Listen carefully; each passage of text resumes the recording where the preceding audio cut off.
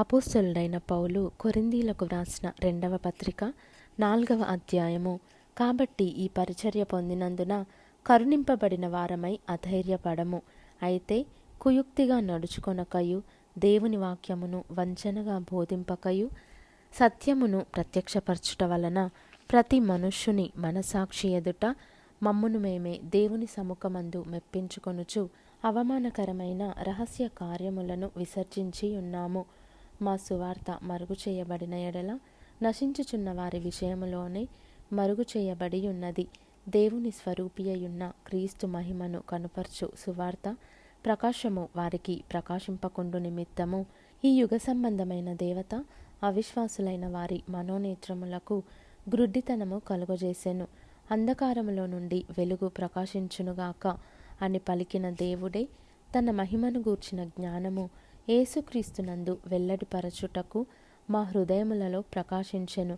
గనుక మేము మమ్మును గూర్చి ప్రకటించుకొనుట లేదు గాని క్రీస్తు యేసును గూర్చి ఆయన ప్రభువనియు, మమ్మును గూర్చి యేసు నిమిత్తము మేము మీ పరిచారకులమనియు ప్రకటించుచున్నాము. అయినను ఆ బలాధిక్యము మా మూలమైనది కాక దేవునిదయుండునట్లు మంటి ఘటములలో ఈ ఐశ్వర్యము మాకు కలదు. ఎటుబోయినను శ్రమపడుచున్నను ఇరికింపబడు వారము కాము. అపాయములో నున్నను కేవలము ఉపాయము లేని వారము కాము. తరుమబడుచున్నను దిక్కులేని వారము కాము. పడద్రోయబడినను నశించువారము కాము. యేసు యొక్క జీవము మా శరీరమందు ప్రత్యక్షపరచబడుటకై యేసు యొక్క మరణానుభవమును మా శరీరమందు ఎల్లప్పుడూ వహించుకొని పోవచున్నాము.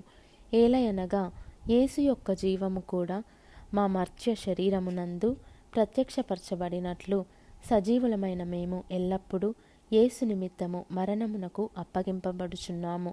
కావున మాలో మరణమును మీలో జీవమును కార్యసాధకమగుచున్నవి.